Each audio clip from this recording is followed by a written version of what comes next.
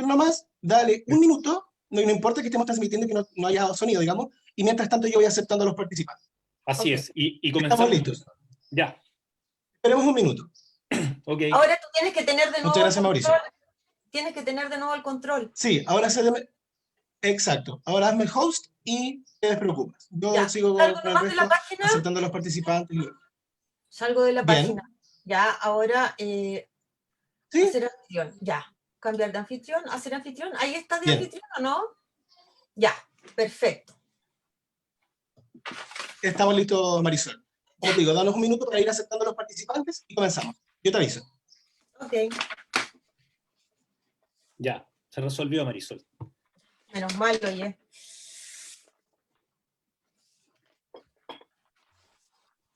Claro.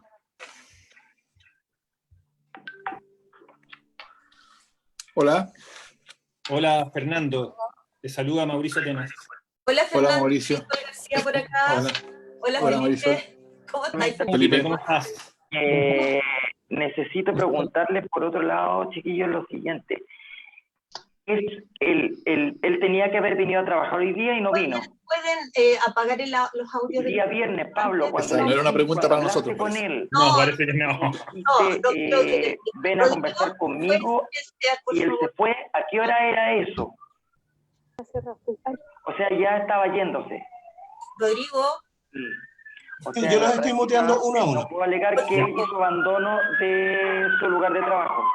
Mira, no lo íbamos a hacer en este formato, pero El igual viernes hubo no. gente que tuvimos que dejar entrar, así que estábamos El invitados. sábado no trabajaba. O sea, hoy día tengo primer día de falla.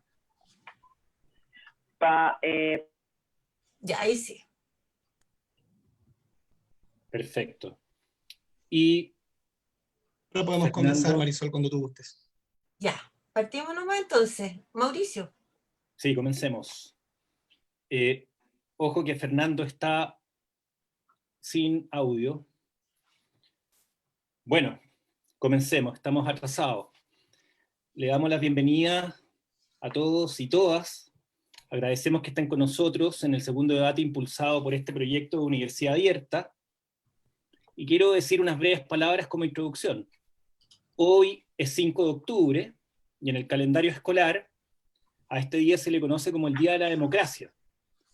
Y si uno hace un poco de historia, recuerda que la Constitución Política de 1980 fue plebiscitada el 11 de septiembre, comenzó a regir el 81, y establecía en el artículo 25 que el presidente de la República duraría en el ejercicio de sus funciones por el término de 8 años, y que no podía ser reelegido para el periodo siguiente.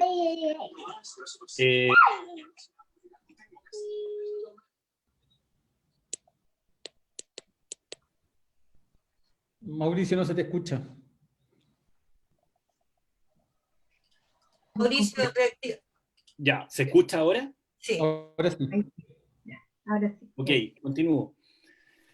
Bueno, no sé desde cuándo no se alcanzó a escuchar, pero repito, en el calendario escolar, el 5 de octubre es conocido como el Día de la Democracia, y si uno hace memoria, historia, un día como hoy se realizó el plebiscito por el cual se votaba sí o no a la Constitución de 1980, y si en definitiva Augusto Pinochet continuaba siendo presidente de la República. Actualmente estamos acudiendo a un proceso totalmente distinto en el que tenemos la posibilidad de ser protagonistas del cambio constitucional. Todo esto a partir de una situación o un contexto sociopolítico de alta conflictividad, en donde a lo largo del país la población comenzó a exigir cambios no solo de la Constitución, sino que también respecto de dimensiones muy específicas como las pensiones, el problema del acceso a la salud, la educación,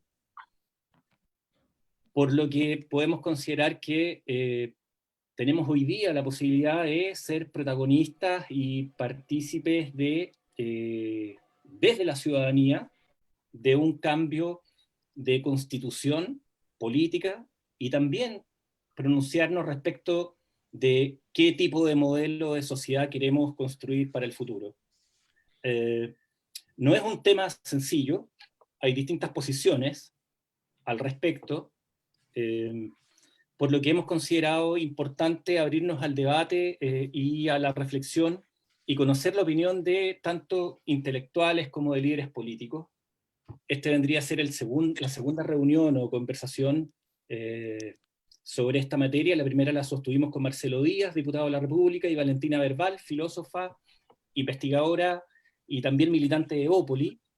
En esta ocasión hemos invitado a el profesor Fernando Atria, doctor en Derecho, profesor de pregrado de la Universidad de Chile, y a Felipe, entre otras cosas, voy a hacer breve la presentación, a Felipe Schoenberg, filósofo, doctor también de la Universidad de Navarra, corrígeme si me equivoco, Felipe, y los dos han sido protagonistas en distintos debates y en distintas instancias, con distintas posiciones también, pero elevando el nivel del análisis y reflexión en torno a lo que está ocurriendo hoy día en Chile en términos políticos. Nosotros no hemos querido perder la oportunidad de conocer la opinión que ambos tienen y que en definitiva nos hagan conocer también su posición política desde el derecho, desde la filosofía, respecto de este proceso constituyente que se abre. Moderará esta conversación la directora de la Escuela de Derecho y Ciencias Sociales de la Universidad, Marisol García, también abogada, magíster en Educación y en Derecho Penal, y será quien presentará en definitiva de manera más concreta a Felipe y luego a Fernando. Fernando, aclaro que preparados un poco para tener un desfase con tu incorporación, comenzará Felipe con una presentación que creo que ya te envió, haciéndonos un poco conocedores de la posición y el enfoque que él hoy quiere presentar. Dejo a Marisol entonces como coordinadora de esta conversación. Gracias, Marisol. Muchas gracias, Mauricio, por tu presentación. En nombre de la Escuela de Ciencias Jurídicas y Sociales de la Universidad de la República, le doy la más cordial bienvenida a todos los participantes de este debate, en particular a Felipe y a Fernando, que aceptaron esta invitación, así que muy agradecida porque estén aquí con nosotros. También a nuestros alumnos que a lo largo de todo Chile nos están siguiendo por las redes sociales, nuestros exalumnos, colegas, autoridades, amigos y amigas y comunidad toda presente que nos sigue en este minuto. La verdad es que la idea de este conversatorio tiene como propósito, de alguna manera, la promoción de análisis y debates sobre la necesidad de contar o no con una nueva constitución política. Porque este planteamiento colabora en la formación de la ciudadanía más informada y responsable y tolerante como aspectos básicos para el desarrollo permanente de la democracia y también de la política a nivel nacional.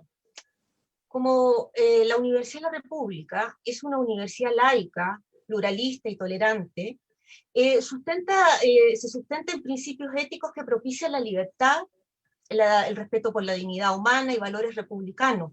Por lo tanto, creemos que hemos adherido a la realización de este programa de debates en línea bajo el formato que ustedes están viendo, con el propósito básicamente de poder crear también una opinión pública más informada. De esta manera, entonces, vamos a partir la estructura de este debate con una breve exposición de cada uno de nuestros invitados acerca del modelo de Estado que adquiere, su visión sobre el proceso constituyente, para luego abrir un debate sobre los diferentes tópicos que cada uno nos va a presentar, y vamos a, posteriormente a eso, a hacer algunas preguntas, ¿no? A 5 a 7 preguntas, dependiendo de cómo nos alcance el tiempo a cada uno de los participantes. Les cedo la palabra entonces, en primer término, a Felipe Schoenberg. Adelante, Felipe. Bueno, muchas gracias Marisol, muchas gracias Mauricio por la invitación. Bueno, aprovecho para saludar a todos, a Fernando, mi contradictor, y al público. aprovecho también para agradecer que estén hoy día aquí con nosotros. Bueno, y yo voy a hacer una presentación que voy a leer. Me voy a referir, digamos así, no a la Constitución del 80, en realidad, sino que me voy a referir, digamos así, al modelo que yo creo que la nueva Constitución debería refrendar o consagrar. Dicho de otra manera, y como van a ver ustedes, básicamente lo que yo voy a sostener es que idealmente la nueva Constitución debería ser, y esto probablemente a Fernando le va a resultar escandaloso, una suerte de reencarnación mejorada de la Constitución del 80. Bueno, aunque nuestras posiciones se encuentran en las antípodas, quisiera comenzar rescatando una aspiración común que tenemos con Fernanda Atria, que llamaré la utopía de la libertad y el reconocimiento. Tanto el contenido como la función orientadora de la primera podría quedar resumida en el siguiente pasaje de La forma del derecho, el libro de Fernando. Por eso es posible actuar teniendo como horizonte la idea de una humanidad en esencia libre. Esa es la cita de Fernando.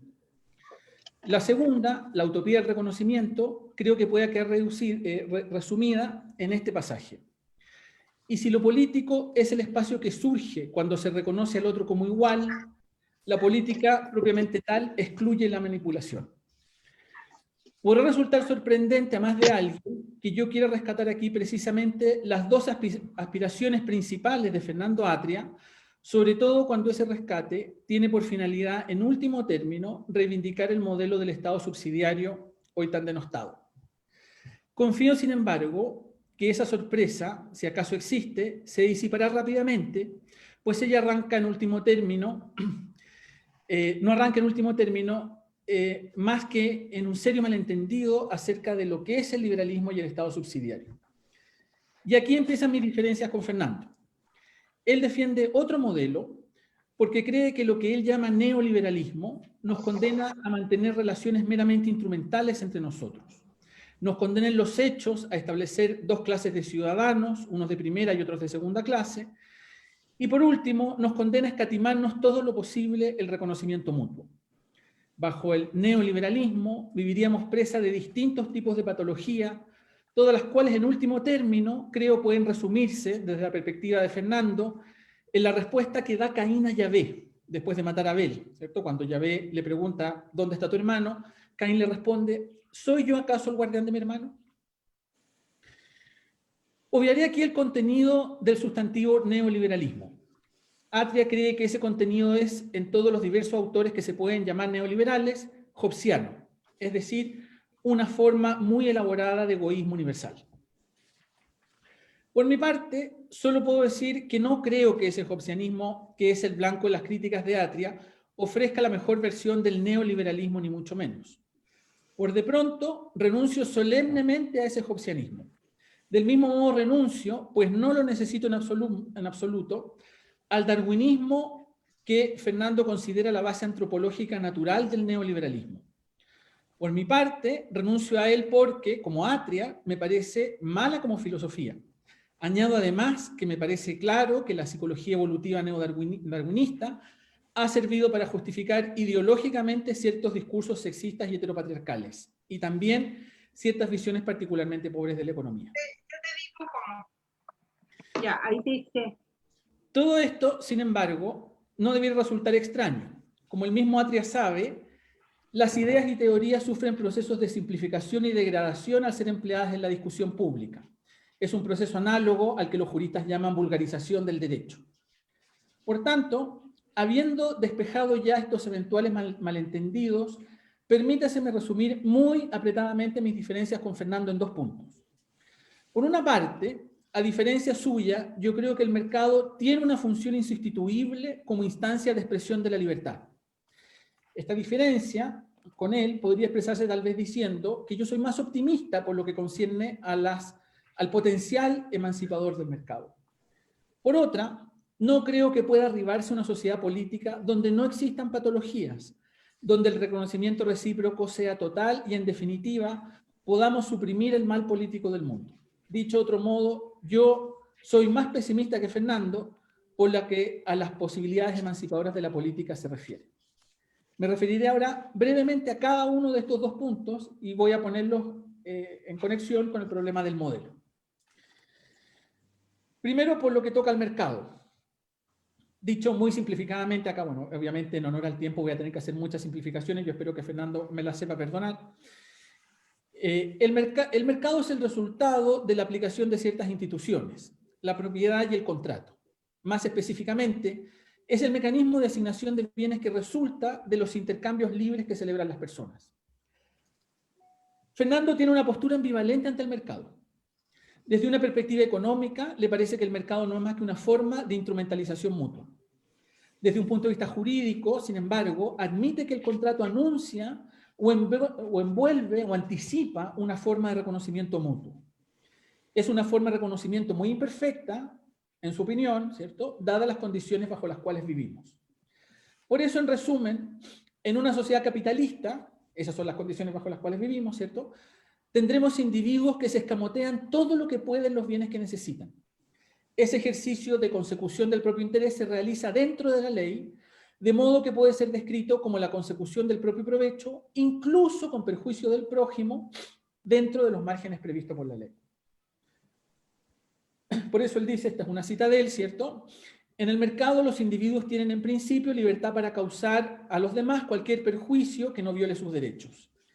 Eso es lo que hace la competencia, por ejemplo. Una cadena de panaderías es, en principio, libre de expandirse a los barrios donde hay panaderías locales, aun cuando esa expansión cause la desaparición de esas panaderías y el consiguiente perjuicio a esos panaderos.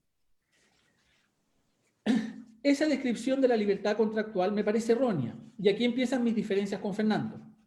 Nadie puede tener derecho a hacer algo que cause perjuicio directo a otro. Piénsese en el segundo deber de Ulpiano, el deber de no dañar a nadie.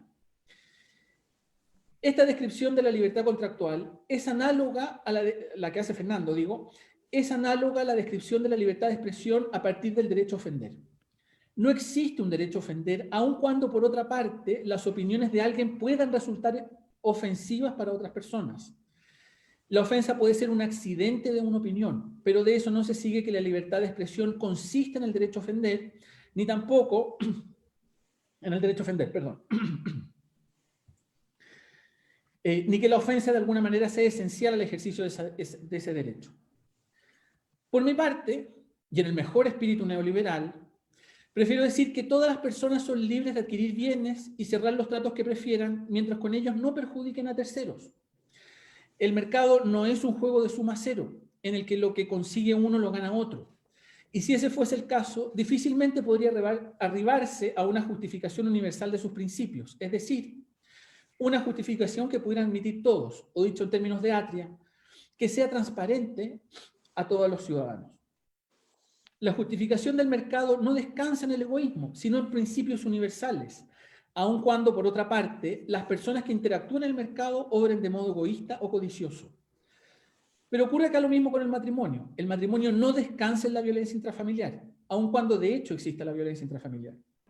Así las cosas, creo que el mercado, como instancia de expresión y ejercicio de la libertad individual, no solo debe ser preservado, sino además admitido en la forma más amplia posible. Obviamente con esto me expongo a una objeción obvia. No todas las personas se encuentran en condiciones idóneas para la celebración de contratos. Algunas están apremiadas por la necesidad y obran, dicho aristotélicamente, no con voluntad perfecta, sino mixta, en parte queriendo y en parte no queriendo elegir lo que eligen. Hay personas, dicho de otro modo, cuya voluntariedad está infestada por la necesidad. Pues bien, precisamente para remediar esa situación existe el Estado subsidiario y los derechos sociales, es decir, las prestaciones sociales que el Estado realiza en favor de aquellos que las necesitan. ¿Es necesario ahora que los derechos sociales sean universales y gratuitos? Si el mercado fuera sin más una instancia de alienación, lo sería. Y yo en ese sentido estaría, si ese fuese el caso, en la misma posición que Fernando. Pero yo no creo que ese sea el caso. No quiere decir que el mercado no lleva aparejado procesos de alienación, ¿no? Los tiene naturalmente, pero esos procesos son el reverso precisamente de su potencial emancipador. Esto es inevitable en toda dimensión de la vida, me temo, y en consecuencia es una manifestación de nuestra finitud. Volveré enseguida sobre este asunto. En cualquier caso, El punto es que la prescindencia del mercado en la asignación de bienes como la salud y la educación supondrá previsiblemente una disminución de las oportunidades para todos. Fernando cree que eso no ocurrirá. Él espera, por ejemplo, que los ricos, impedidos de invertir de modo privado en la educación de sus hijos, se preocuparán de mejorar el sistema público de educación. Pero, ¿qué garantiza la ocurrencia de este supuesto? Todavía podría ocurrir, y ocurrirá seguramente, que los ricos manden a su hijo a colegios, no sé, en Suiza o en Estados Unidos, o que contraten profesores particulares. Como descubriera Aristóteles a la hora de criticar a Platón, para cada supuesto utópico es posible pensar en un curso de acción alternativo distópico. Así las cosas, no existe necesidad de que los derechos sociales sean dispuestos tal como Fernando lo quiere. El neoliberalismo, por su parte, no olvida ni preconiza el olvido del prójimo. Si es necesario exponer su propósito en una parábola, entonces puede decirse que en lugar de darle un pescado al prójimo, el neoliberalismo pretende enseñarle a pescar. Ahora bien, si las reglas del mercado son universales, entonces estas pueden y deben ser incluidas en una sociedad democrática. Creo que Fernando espera demasiado de la democracia porque espera demasiado de la política. Cree que la política puede dar con las condiciones universales de la emancipación a través del reconocimiento mutuo. Adviértase cuán ambicioso es esto. Por mi parte, concuerdo con él en que la democracia es una forma de reconocimiento. Supone el reconocimiento, y como afirma Popper, por ejemplo, la asunción de la racionalidad del otro, la disposición al diálogo y la admisión de la posibilidad del propio error. Es una forma también de convivir con nuestras diferencias. Por eso, como dice Raymond Aron, ¿cierto?, la virtud de la democracia es el compromiso con las reglas. Sin embargo, no creo que sea cierto, como sugiere Fernando, que seamos capaces, y esta es una cita, ¿cierto?, de alcanzar consenso en nuestras deliberaciones públicas, el hecho de que no seamos capaces de alcanzar consenso en nuestras deliberaciones públicas pueda ser explicado porque vivimos vidas que no son suficientemente políticas, porque nuestras formas de vida dificultan el reconocimiento recíproco. Obviamente la democracia requiere una cierta disposición, pero el hecho de tener esa disposición, incluso de modo universal, no garantiza que podamos superar todas las formas de alienación, ni que no aparezcan otras. Eso tampoco supone, esa disposición, que vayamos nosotros a llegar a consenso en todos los asuntos, ni mucho menos. La alienación de una forma u otra es consustancial a nuestra finitud. Fernando cree que ese escepticismo es una forma de naturalismo. A mí me parece que la suya, en cambio, es una fe extraviada. Una cosa es actuar teniendo como horizonte la idea de una humanidad en esencia libre. Esta sería una utopía meramente heurística, digamos así, a la que yo, por cierto, suscribo. Pero otra es creer que en efecto podemos realizar esa idea. Esta es una utopía en un sentido fuerte. ¿Por qué me detengo en todo esto? Porque supongo que el quid del otro modelo, haya lo advertido o no quienes adhieren a él, es el contenido de la ley natural de Fernando Atria, es decir, el reconocimiento total como principio de una comunidad humana. Ojo que aquí yo no estoy, digamos así, impugnando este principio, el contenido de este principio. Yo estoy impugnando aquí las consecuencias que Fernando quiere sacar de él, o lo que él cree que se puede hacer, digamos así, a partir de esto. El contenido de este principio, su realización, dice, nos es desconocido. Dice Fernando, ahora, el que la idea de comunidad humana sea en el sentido relevante anticipatoria implica que no podemos entender cómo será esa forma de comunidad que anticipan. Es preciso advertir en esto. No sabemos cómo va a ser, cómo sería una comunidad que realizara el principio del derecho natural de Fernando Atria, o dicho de otra manera, no sabemos cómo va a ser la comunidad socialista. Es decir, no conocemos realmente el otro modelo. Quiero decir, el último, el verdadero otro modelo, ¿cierto?, el que subyace al otro modelo de los derechos sociales, ¿cierto?, que ha defendido o preconizado, ¿cierto?, Fernando. Y no podemos conocerlo. Sin embargo, debemos embarcarnos en su realización. Yo por mi parte soy un escéptico, o como diría Fernando, un idólatra. Y por eso, aunque me dejo encantar por las utopías, prefiero dejarlas resplandecer en los cielos. Muchas gracias. Muchas gracias, Felipe. Bueno, le doy paso a su instancia de presentación a Fernando. Escuchamos, Fernando.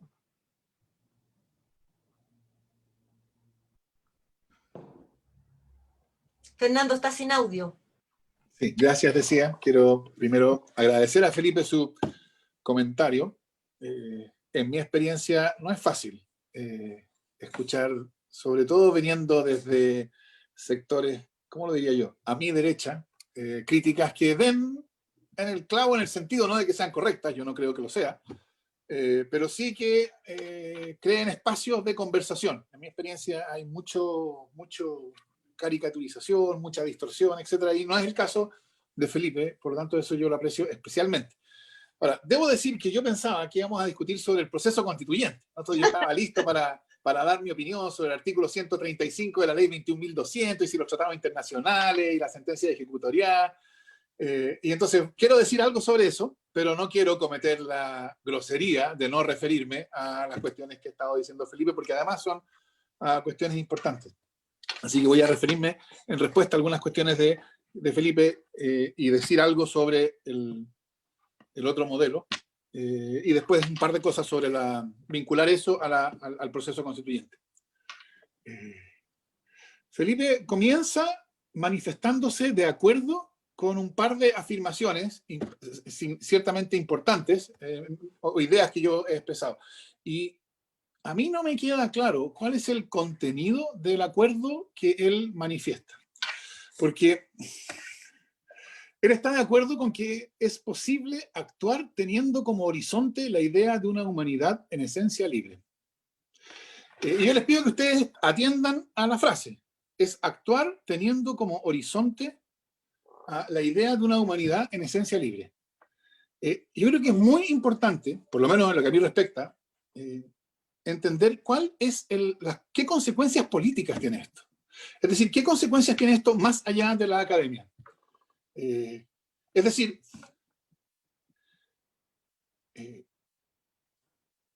porque Felipe dice que esta idea él la acepta como una idea meramente heurística, pero la rechaza en tanto pretendamos poder realizar esta idea. Esto es lo que él dijo, ¿no? Y esto es lo que yo no entiendo. Porque yo me temo que esto tiene que ver con la manera en que él entiende la idea con la cual él se manifiesta de acuerdo. ¿Por qué es importante si actuamos teniendo como referencia horizonte la idea de una humanidad esencialmente libre o no? Yo diría, no actuar teniendo como ese horizonte es lo que llamamos, o no pensar, teniendo ese horizonte es lo que habitualmente se llama liberalismo, cosa con la cual supongo que Felipe no va a estar de acuerdo, pero ¿cuál es la razón por la cual esto es importante? Y yo creo que es importante precisamente porque nos permite entender o identificar que en nuestras condiciones de vida debemos tratarlo como lo normal, lo que se sigue de nuestra naturaleza o de nuestras características fundamentales, etcétera, y qué debemos entender como patológico. Y yo creo que parte del problema, y esto me salto aquí de tema, parte del problema de nuestra situación política es que nosotros tendemos a entender lo normal como patológico y lo patológico como normal. Entonces, si nosotros actuamos teniendo como horizonte la idea de una humanidad en esencia libre, lo que impida esa libertad debe ser entendido como patológico. La patología, por supuesto, no significa que algo sea patológico, no quiere decir que la manera más adecuada de actuar sea negarlo, por supuesto, porque esa patología puede ser una patología que está profundamente imbricada con nuestras formas de vida, ¿no? Pero yo creo que es fundamental tener la capacidad de distinguir lo normal de lo patológico. Por ejemplo, es el hecho de que no podamos llegar a acuerdos, a consensos a través de la deliberación política, algo normal, que debemos tratar como algo normal o como algo patológico. Es consecuencia de cómo está de alguna moda decirlo hoy día, de la diversidad y el pluralismo humano, o es consecuencia de nuestras condiciones alienadas e injustas de vida. Yo creo que eso tiene importancia política que lo podamos enfrentar. Primero, Nótese ustedes, esos son casos en los cuales la deliberación fracasa, porque es un telos interno a la deliberación, es un fin interno a la deliberación el consenso. La deliberación supone que yo te ofrezco razones en virtud de las cuales tú debes creer algo, y tú, por cierto, me ofreces razones por las cuales yo debo creer algo. Y el sentido de la deliberación es que ni tú ni yo buscamos, por así decirlo, salirnos con la nuestra. Yo lo que deseo no es que tú te manifiestes de acuerdo conmigo. El punto de la deliberación es que tú y yo encontremos lo que es correcto para ambos. Ojo, por supuesto, esto es la idea más estricta de deliberación, que no son las formas deliberativas que realmente existen. Las formas deliberativas que realmente existen mezclan racionalidad, para decirlo en lenguaje habermasiano, racionalidades comunicativas y racionalidades estratégicas, evidentemente. No estoy diciendo lo contrario. Lo que estoy diciendo es el hecho de que nuestras formas deliberativas, de hecho, mezclen estas dos realidades. Debemos tomarlo como algo que es parte de nuestra condición, parte de nuestra finitud y por lo tanto inerradicable, o debemos tomarlo como un problema, como una patología. Una patología perfectamente comprensible, explicable, etcétera, pero patología. Y yo creo que si no podemos distinguir lo normal de lo patológico, todas nuestras discusiones, especialmente las que a mí me interesan más, que son las discusiones institucionales, van a estar en problemas. Porque yo creo que las instituciones son mecanismos para hacer probable cosas que son improbables pero posibles, ¿no? Por ejemplo, yo creo que la institución del contrato, a la cual me voy a referir en un minuto, la institución del contrato es una institución cuya finalidad es hacer probable el intercambio justo, el intercambio equitativo. Por eso son nulos los contratos obtenidos con fuerza, los contratos obtenidos con error, con engaño, etc. De modo de hacer probable que los contratos válidos sean los contratos justos en el sentido de que las prestaciones de las partes son equivalentes. Entonces, toda institución descansa en una noción de lo que es deseable, en el sentido de lo que es improbable sin la institución y que con la institución se pretende hacer probable. El contrato descansa en la noción, creo yo, de intercambio equitativo. La democracia, creo yo, descansa en la noción de que hay tal cosa como un interés general y que ese interés general puede ser descubierto por los ciudadanos a través de la deliberación. Eso no quiere decir, no estoy con eso diciendo, que las democracias realmente existentes sean plenamente exitosas en lograr eso. Pero ese es el horizonte por respecto al cual nosotros vamos a discutir cuando discutamos sobre la configuración institucional de la democracia. Lo que estamos buscando son instituciones para hacer probable que a través de la deliberación pública podamos encontrar lo que va en el interés general. Esa es la razón por la cual este horizonte es fundamental. Yo creo que cambia, o sea, es decisivo para todo lo demás que viene, y es decisivo políticamente.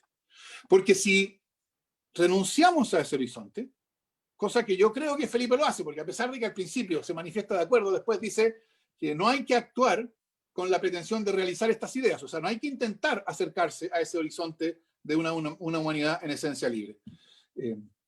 Si renunciamos a ese horizonte, entonces, ¿en qué queda la democracia? Por ejemplo, si aceptamos que hay algo en la finitud humana que hace imposible el consenso en cuestiones públicas, en las cuestiones públicamente relevantes. Por supuesto, no estoy hablando del consenso en nuestra apreciación de la novena sinfonía de Beethoven, ¿no? O sea, estamos hablando de cuestiones, por ejemplo, sobre la selección escolar, sobre el aborto, esas cuestiones, ¿no? ¿Qué pasa si nosotros abandonamos la idea de que es posible a través de la deliberación encontrar lo que va en el interés de todos?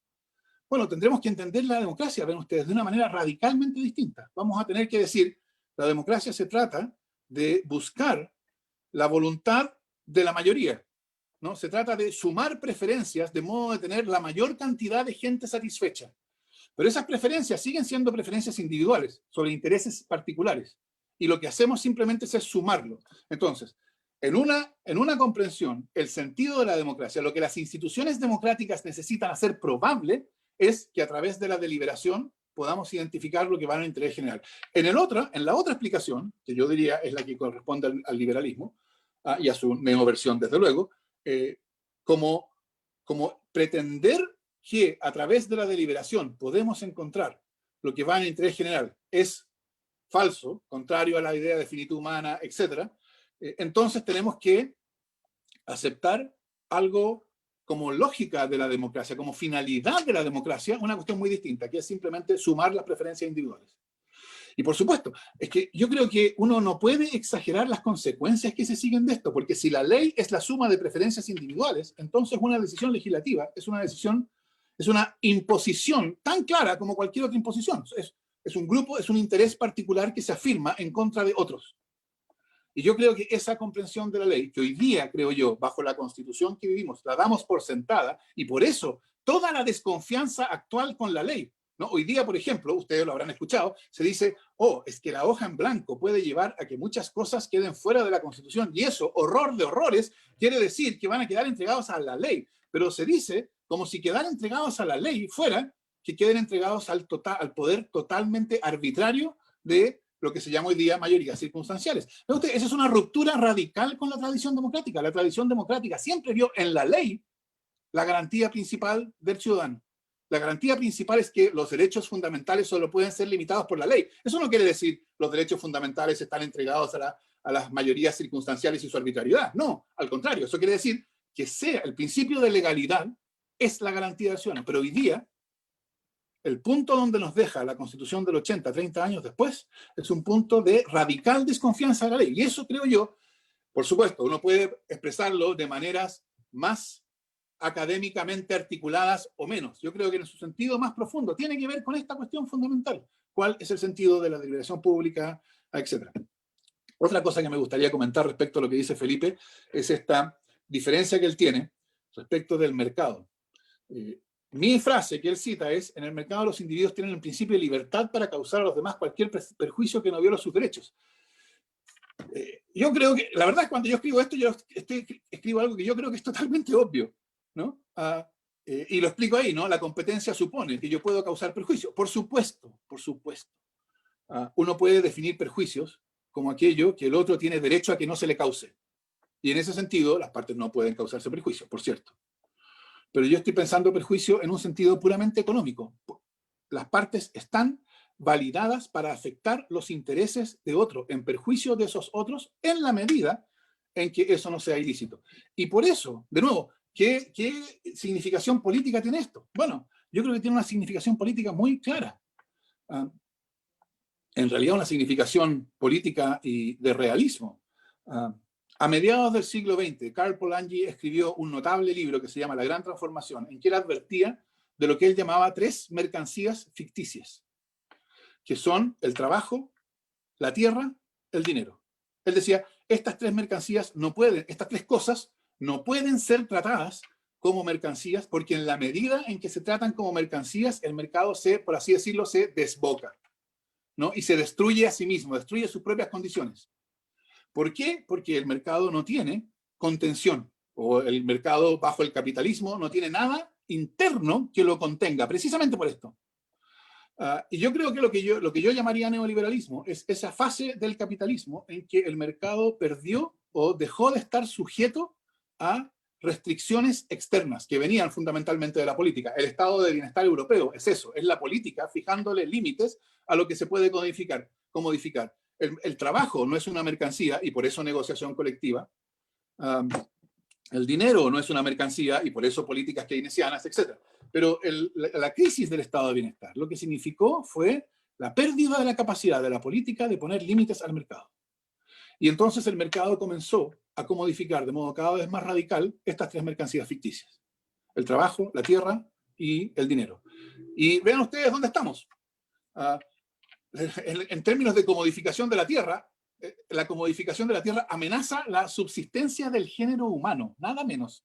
O sea, a ese punto de daño llega la comodificación de la tierra, mercancía ficticia. La comodificación del dinero, ¿para qué? Vamos a hablar de la crisis del 2008, que fue creada exactamente por eso, por transformar el dinero en una mera mercancía.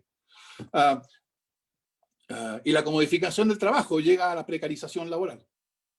Es decir, ¿qué muestra eso? Muestra, por supuesto, que el mercado precisamente no tiene un principio de contención individual. Y por eso la política necesita tener un principio alternativo. Este principio alternativo es lo que se articula con la idea de derechos sociales. Los derechos sociales, y esto está para explicarlo en los términos en los que los explicaba Theodore Marshall, un sociólogo inglés que articuló esta idea en una conferencia justamente famosa llamada Citizenship and Social Class, Ciudadanía y Clase Social. Él decía, el sentido de los derechos sociales es crear espacios de igualdad en contextos de desigualdad. Esto se logra por la vía, estas son sus ideas, por la vía de igualar el ingreso real a pesar de que haya, de modo de producir igualdad, aunque haya desigualdad de ingresos monetarios.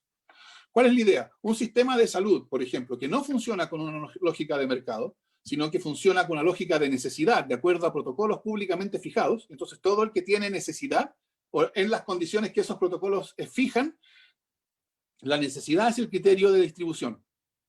¿Eso qué quiere decir? Las diferencias de ingreso monetario van a continuar existiendo, porque después de todo esto es capitalismo o socialismo democrático, en el sentido que democrático es compatible con el capitalismo. Las desigualdades de ingreso monetario van a continuar existiendo, pero no se van a manifestar en la esfera de la protección de la salud, porque en la esfera de la protección de la salud se organiza no con un principio de mercado, el principio de mercado vincula lo que cada uno recibe, lo que cada uno puede pagar, sino se articula conforme a un principio de igualdad ciudadana. Y lo mismo la educación, etc. ¿Y qué se soluciona con esto? ¿Cuál es el problema que se soluciona de este modo? Bueno, el problema que apunta precisamente Felipe. Por eso yo creo que Felipe va a terminar no siendo neoliberal luego. Y de hecho, Axel Kaiser, yo le he dicho a él que Axel Kaiser debe pensar que Felipe es neosocialista, es un criptosocialista. Porque una vez que Felipe Schoenberg dice que el consentimiento es imperfecto por la necesidad, es decir, una vez que él concede que la libertad tiene condiciones materiales, ¿no? Que para que las personas sean libres necesitan ver satisfechas ciertas condiciones materiales, entonces necesita decir que tener derecho a igual libertad es tener derecho a igualdad de esas condiciones materiales. No todas, esas. Y los derechos sociales son exactamente eso. Los derechos sociales son la garantía de las condiciones materiales de la libertad, que debe ser garantizadas para todos por igual. Por ejemplo, un sistema educacional que abra iguales oportunidades de desarrollo de la personalidad a todos y que entonces no distribuya oportunidades de desarrollo de la personalidad de acuerdo a la capacidad, a la familia o la capacidad de pago de la familia. Lo mismo para la salud, etc. Esa es la idea fundamental del otro modelo. Los derechos sociales, de hecho, son condición de integración social en una sociedad, en un contexto de una forma capitalista que precisamente porque no tiene límite interno, lleva o empuja en la dirección de la desintegración y que necesita ser compensada mediante esferas o espacios de integración. Y por eso, creo yo, lo que nosotros tenemos 30 años después de un modelo neoliberal radical, y yo lo llamo un modelo neoliberal radical porque es un modelo que precisamente niega los derechos sociales y busca comodificarlos, precisamente organizar como un mercado la salud, la educación, la seguridad social, etc. La consecuencia de 30 años bajo un modelo neoliberal radical, bueno, es precisamente desintegración social. Eso es lo que hoy día nos afecta a nosotros los chilenos. Y lo que necesitamos son instituciones que produzcan integración social. Y esas instituciones son genéricamente caracterizadas, por cierto, aquí hay muchísimo más que decir, ¿no? Pero genéricamente caracterizadas, esas instituciones son derechos sociales. ¿Y derechos sociales por qué? Porque los derechos sociales crean un espacio en que un espacio público en que nos relacionamos en términos de igualdad ciudadana, porque son espacios articulados por esta idea de igualdad, de ciudadanía, versus los espacios privados que continúan existiendo, pero en otras esferas, que son espacios articulados por la propiedad privada y la desigual distribución del poder que la propiedad significa. Yo creo, para terminar haciendo la referencia al proceso constituyente, que todo el asunto de la Constitución tiene que ver con esto. Porque lo que nosotros tenemos hoy día es una Constitución que contiene el modelo que defiende Felipe. Es decir, este modelo neoliberal que comodifica derechos sociales, que niega estas instituciones de integración social y entonces que se desentiende del problema de la libertad imperfecta que habla Felipe. Porque para el modelo neoliberal no hay tal cosa como libertad imperfecta. Por eso, por ejemplo, no hay fomento de la acción colectiva de los trabajadores. Evidentemente, la acción colectiva de los trabajadores es una manera de compensar la libertad imperfecta que preocupa a Felipe. Evidentemente, fortalecer la acción colectiva de los trabajadores, en vez de darle protección a través de la ley, es enseñarle a pescar. Es que los trabajadores puedan defenderse a ellos mismos. ¿no? En vez de negarle su acción colectiva, que es la lógica del Estado neoliberal, negarles acción colectiva y darles alguna protección mínima a través del Código del Trabajo, una protección harto baja, pero mínima. Esa lógica, la lógica de una protección mínima que entonces no compensa, no asegura esas condiciones materiales de libertad y por lo tanto no asegura igual libertad, eso creo yo está inscrito en las características fundamentales del modelo chileno y está constitucionalizado. No está constitucionalizado, por así decirlo, con todas sus letras. No es que no hay ningún artículo que diga proteges el modelo neoliberal. Está estructurado, está constitucionalizado en la forma general que la Constitución da a la política, en particular en el Estado subsidiario. Termino con esto. Yo creo que Estado subsidiario, por supuesto, en términos de la discusión académica, tiene muchos significados. Y algunos de ellos son perfectamente rescatables y asumibles, etc. Pero en términos de la discusión constitucional chilena, Estado subsidiario quiere decir una cosa: neoliberalismo. Y neoliberalismo en un sentido muy preciso, quiere decir comodificación de derechos sociales, es decir, transformación de derechos sociales en mercancías, es decir, negación de los derechos sociales como espacios de integración en el sentido explicado recién. Y esto se nota porque el Estado chileno, en cuestiones como salud, educación, seguridad social, su deber fundamental es el aseguramiento de las condiciones del mercado. No la realización de derechos sociales, el aseguramiento de las condiciones del mercado. Yo esperaría que la nueva Constitución reemplazara a ese Estado subsidiario por un Estado social cuyo deber fundamental sea realizar derechos sociales. Ojo, cuando digo que el deber fundamental del Estado es asegurar las condiciones del mercado, no estoy inventando nada. Cuando se discutió en el gobierno pasado las condiciones de gratuidad universitaria, las condiciones de acceso a la gratuidad, una diferencia que en cualquier país comparable sería obvia, la diferencia entre financiar universidades estatales que existen para realizar derechos sociales y financiar universidades privadas que existen para realizar los fines de sus dueños, porque por eso son privadas. Diferenciar el acceso a la gratuidad según el tipo de universidad, estatal o no, fue considerado inconstitucional. ¿Por qué? Porque el deber fundamental del Estado no es realizar derechos sociales, el deber fundamental del Estado es mantener la condición de regulación generalmente igualitaria que permite el desarrollo del mercado. Yo diría, la nueva Constitución necesita, en términos sociales, de asegurar derechos sociales en este sentido genuino, como espacios de integración ajenos a la lógica de mercado, reemplazados por el principio de ciudadanía. Más hay que decir, pero ya no alcanzo, sobre la forma política que corresponde, ¿no? Que le dé realidad al principio democrático, que yo creo que es lo que se ha perdido en estos últimos 30 años. Pero ahí me quedo. Muchas gracias. Gracias, Fernando. Yo voy a aterrizarlo un poco después con las preguntas que les voy a ir formulando. Pero sin duda, un poco para dar cuenta de lo que hemos escuchado hasta acá, el contrapunto entre Felipe y Fernando se retrotrae a un contrapunto de discusión académica. Felipe ha escrito sobre el liberalismo libertario y derechos sociales, sobre la igualdad o el igualitarismo, dos perspectivas acerca de la justicia. Fernando le ha respondido en un artículo también sobre el mercado y los derechos sociales, y también en otro texto de los derechos sociales y educación. En realidad aquí tenemos una discusión que ha sido de índole académica, pero que hoy día queremos un poco también aterrizarla para todos los demás, y que podamos entrar a temas de fondo. Vamos a una discusión respecto, y aquí les voy a dar la palabra a cada uno para que me respondan, a ambos les voy a formular las mismas preguntas. Vamos a partir con Felipe para que luego conteste Fernando. La pregunta es la siguiente. ¿Cree que el modelo actual está totalmente obsoleto o hay algo rescatable del mismo? ¿El estallido liquidó la legitimidad del modelo? Para Felipe primero y luego para Fernando. Vale, gracias. ¿Está Felipe por ahí? No lo veo. Bueno, si no es problema, voy a también aprovechar de referirme a algunas cosas que ya mencionó Fernando, bueno, y que de hecho también están vinculadas con la pregunta que me haces ahora, Marisol.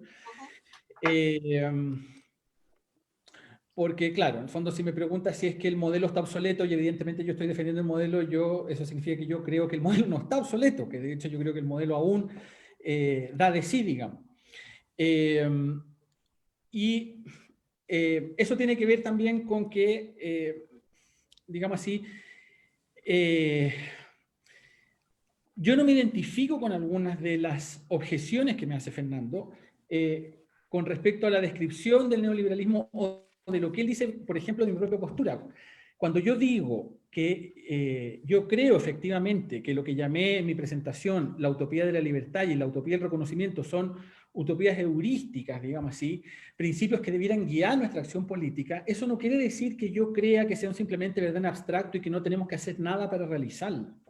Yo creo que efectivamente tenemos que hacer y es nuestro deber hacer cosas por realizarla. En lo que yo no estoy de acuerdo con él es, primero, en que el modo de realizarla sea el modo que él propone según su concepción particular de los derechos sociales, y en lo otro que yo no estoy de acuerdo con él es, digamos así, en los alcances de esa realización.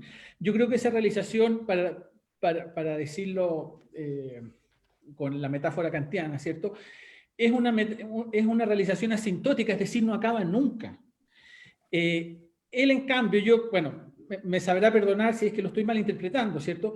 Pero él parece creer que nosotros efectivamente podemos suprimir o superar, digamos así, todas las formas de instrumentalización y de cosificación de los demás, ¿cierto? Y por lo tanto podemos superar definitivamente las patologías. Esa impresión me da a mí cuando yo leo al final del libro de Fernando la forma del derecho. Esa es una concepción que a mí me parece utópica, en un sentido, digamos, ya no como un mero ideal por el cual guiarse y orientar la acción política, sino utópica en el sentido ahora de estar persiguiendo una ilusión, de dejarse, digamos así, engañar por un espejismo. Luego, por ejemplo, claro, el mercado no tiene un principio de contención individual. Es que, a ver, los autores que él llama neoliberales que yo conozco, a ver, precisamente el mercado es un sistema y un mecanismo de autorregulación. Aquellos mecanismos, por así decirlo, que no se autorregulan, precisamente colapsan, se destruyen, digamos así. Y precisamente en aquellos mercados donde eso no ocurre, existen reglas para tratar de asegurar la libre competencia. De modo que, aún desde una perspectiva, digamos así, puramente neoliberal, tampoco es cierto que lo que se propone sea una suerte de mercado desatado que vaya a terminar en puros monopolios naturales. O sea, no es esa tampoco, digamos así, como la idea. Pero bueno, me podría referir a muchas cosas más, pero bueno, como contabas tú y con Fernando ya hemos discutido en otras ocasiones, él ya me advirtió muy generosamente que los libertarios me iban a terminar tachando socialista.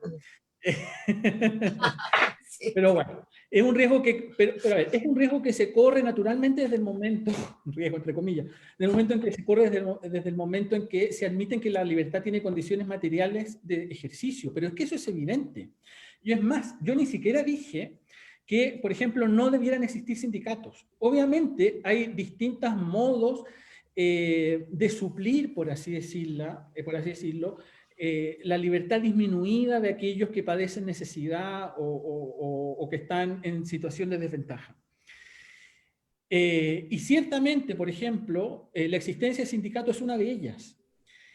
Lo que pasa es que aquí hay ya problemas que son prudenciales, que a mí a veces, que a ratos tengo la impresión que Fernando quiere decidir a través de, digamos así, a partir de principios solamente. Por eso a mí no me convence la afirmación o la idea que él tiene de derechos sociales como derechos que necesariamente y en todos los casos deben ser provistos, digamos así, fuera del mercado.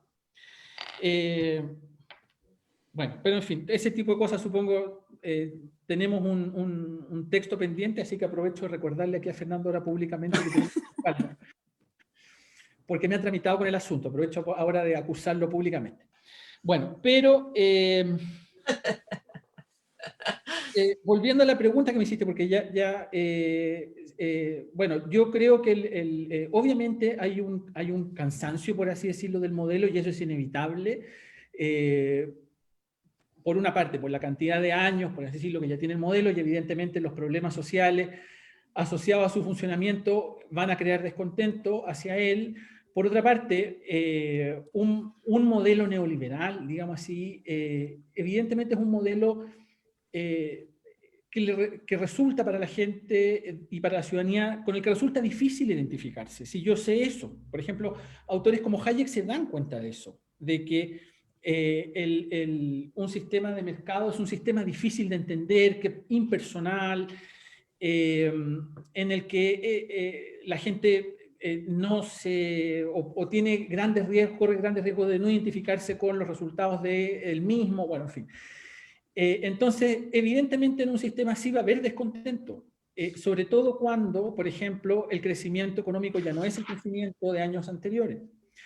Pero yo no creo que, por así decirlo, el modelo esté agotado, primero por lo que decía antes, porque el mercado en efecto es un espacio de libertad individual, aun cuando solo sea realizado imperfectamente, aun cuando el Estado tenga que socorrer a aquellos que se encuentren en un estado con voluntad disminuida o cosas por el estilo, ¿cierto? Y de hecho la prueba de que el mercado es un espacio de libertad, por así decirlo, y de realización individual, se aprecia precisamente en aquellos lugares. Yo no estoy diciendo que Fernando proponga esto, ¿cierto? Simplemente acá quiero hacer una contraposición. En aquellos sitios donde ya no hay mercado. Y el mercado también es una forma descentralizada de tomar decisiones. Y con respecto, había un aspecto de la pregunta que era sobre la violencia o sobre... No, si el estallido liquidó la legitimidad del modelo. Si tú crees que a consecuencia del estallido uno pudiera asumir esa postura. A ver, bueno, lo que pasa es que está por verse también qué es lo que sucede, porque evidentemente es obvio que hay un cierto descontento, pero saber en qué se traduce ese descontento, de qué modo, ya es otra cuestión, digamos así. Ahora, bueno, evidentemente ya estamos embarcados en un proceso constituyente y yo creo que, bueno, todavía no, pero yo creo que probablemente vamos para allá, ¿cierto? Y yo creo que de lo que se trata ahora, por lo menos digamos así, para gente que piensa como yo, es tratar de rehabilitar, por así decirlo, la legitimidad del modelo, de modo que, como le dije antes a Fernando cuando recién empezamos, se reencarne en una nueva constitución. Ok, Felipe. Yo tengo varias preguntas, pero voy a tener que dejarlas para todas. Me acordé del panadero, las panaderías de los barrios, y el tema de cómo vamos a renunciar, cómo podemos renunciar al progreso económico. Tú no estás dispuesto a renunciar al progreso económico, pero... Por ejemplo, lo último. Por ejemplo, a Fernando, Fernando quiere desvincular la provisión de mercado de lo que él llama los derechos sociales. Pero evidentemente para que eso sea posible, es necesario contar con muchos medios. Dicho de otra manera, si alguna vez eso llega a ser posible en este país, va a ser porque antes hubo neoliberalismo, que enriqueció y que creó las condiciones, creó la riqueza necesaria para que eso existiera, digamos. Entonces, aún aquellos que defienden un estado de bienestar keynesiano, como al que se refiere Fernando, me parece a mí que debieran ser al menos lo suficientemente conscientes de que un estado de ese tipo es un estado que es muy caro. De hecho, yo creo que probablemente nosotros no estamos en condiciones de pagarlo, aun cuando, no sé, hiciéramos una redistribución total a lo bestia, como dirían los españoles, de modo que la misma viabilidad de ese tipo de estados depende de que siga habiendo prosperidad, crecimiento económico y cosas por el estilo. Los estados de bienestar son muy caros. Bueno, y no creo que los recursos siempre hayan existido, como me pone alguien ahí. Bueno, ok, no te preocupes, después vamos a retomar eso. Quiero escuchar a Fernando respecto al modelo actual, sí, Fernando. Sí. Yo aquí veo una posición, obviamente, de defensa del principio de subsidiariedad por parte de Felipe. Yo no sé si tú lo que estás defendiendo aquí es un estado de bienestar, de derechos sociales, como le llamas, Fernando, pero el modelo que tenemos hoy día instalado, ¿Tú crees que hay algo rescatable? A ver, yo creo que la filosofía central del modelo es... a ver, el modelo tiene muchas dimensiones. Estamos ahora nosotros discutiendo una, que es bien importante, no es cualquiera, está bien, pero es una, ¿no? También tiene dimensiones en cuanto al modelo de desarrollo económico, tiene dimensiones en cuanto a las formas de representación política, etc. Estamos discutiendo ahora derechos sociales. En términos de derechos sociales, el modelo, creo yo, se basa en negar la relevancia de la creación de espacios de igualdad. Piensen ustedes en el sistema educacional antes de la ley de inclusión. Yo creo que la ley de inclusión le introdujo un principio distinto, pero eso podremos discutirlo después, si les interesa. Antes de la ley de inclusión, en que había selección, educación provista con fines de lucro y copago, no había, noten ustedes, la finalidad del sistema de educación, de la educación pública o públicamente financiada, no era asegurar que las oportunidades de desarrollo de la personalidad tendieran a distribuirse igualitariamente, de modo tal que pudiéramos calificar de patología el caso de que eso no se lograra. No, no, no. La lógica era completamente distinta. Era darle a quien no puede comprar en el mercado una provisión mínima. Y sobre esa provisión mínima, cada uno vería qué se puede comprar en el mercado. Es decir, era parte de la lógica estructural del sistema la negación de la relevancia de la igualdad y su reemplazo por la idea de la pobreza. Eso, diría yo, en términos sociales, eso es el modelo. Eso es lo que yo llamo, cuando hablo de modelo neoliberal, es un modelo que mercantiliza derechos sociales y por lo tanto, está bien, es neoliberalismo con rostro humano, está bien, porque un neoliberalismo totalmente descarnado diría, bueno, si usted no puede pagar educación, se queda sin educación, malaya. Ya, está bien. Ni los economistas de Chicago llegaron tan lejos. Entonces, es un neoliberalismo con rostro humano. Ese rostro humano consiste en atender a la provisión pública o públicamente financiada de ciertos mínimos en salud, en educación, en seguridad social. Y sobre eso que se manifieste toda la desigualdad de ingresos monetarios. O sea, precisamente no se trata de crear espacios donde el ingreso real se divorcie del ingreso monetario, para decirlo en los términos que yo explicaba antes de Marshall. Eso es lo que yo llamo el modelo. Y ese modelo lo que produce, entre muchas otras cosas que se puedan decir de él, es desintegración social. Porque no tiene estos espacios o momentos de integración social. De hecho, yo creo que hoy día, para nosotros los chilenos, lo único que nos une como chilenos y chilenas es el hecho, ojo, solamente el hecho de que vamos todos a votar, o todos podemos ir a votar, y la roja, la Selección Nacional de Fútbol. ¿En qué otro espacio nos encontramos todos como chilenos? Ya no es la escuela pública, en algún momento fue la iglesia, pero ya tampoco lo es. Entonces, hoy día yo creo que espacios de integración no existen. Y eso, creo yo, ha ido haciendo crisis. De hecho, mi interpretación es que yo creo que desde el año 2006, con el movimiento pingüino, empieza a surgir una demanda cada vez más fuerte de transformación precisamente de esto. Vean ustedes por dónde empezó: educación secundaria. Y después se reiteró, ¿no? 2009. Y después 2011, educación superior. Y después fue seguridad social. Y después, bueno, antes del 2011, ojo, fue Hidroaicén, ¿no? O sea, recursos, quienes recuerden eso, porque veo algunas caras muy jóvenes que probablemente el 2011 todavía no estamos muy... Pero parte del rechazo a Hidroaicén era la comodificación de la tierra, la comodificación de este valle del río Báquer, que en la mentalidad del santiaguino, y hubo mucha mofa por esto, por supuesto, en la mentalidad del santiaguino es sagrado, y sin embargo hasta allá llega el capital y lo destruye. Esa era la idea también. Entonces, después educación, después seguridad social, las enormes marchas contra Noma AFP, después el movimiento feminista, yo creo que va todo en la misma dirección. Entonces, yo creo que efectivamente, a estas alturas, nosotros estamos al final de un proceso de deslegitimación política y social. O sea, el modelo político de la Constitución del 80 y el modelo de negación de derechos sociales en que consiste, hoy día yo creo que está totalmente desacreditado. Es incapaz de producir su propia legitimación. Y lo que produce es, bueno, deslegitimación. Es cosa de ver cuánto aprecio hoy día existe por los parlamentarios, por los partidos políticos, por todo lo que representa el modelo constitucional. Y por eso creo yo que era inevitable esta cuestión. Yo dije, me permito recordar, yo dije el 2013, a lo mejor algunos de ustedes lo recordarán y me perdonarán la autorreferencia, el 2013 yo dije que el problema constitucional se iba a solucionar por las buenas o por las malas, porque estaba diciendo exactamente esto que ahora, o sea, que estamos viendo ahora.